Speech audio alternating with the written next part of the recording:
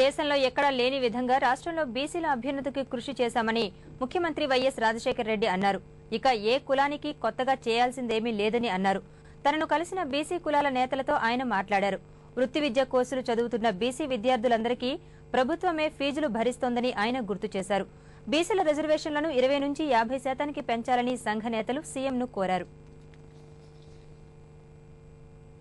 కులాలకు సంబంధించి ఏ కులం తక్కువ లేకుండా ప్రతి ఒక్కరికి ప్రతి మేలు చేసే విధంగా ప్రయత్నం చేస్తున్నాం. కులాలకు సంబంధించి 8 కొత్త కార్పొరేషన్లు పెట్టడం జరిగింది.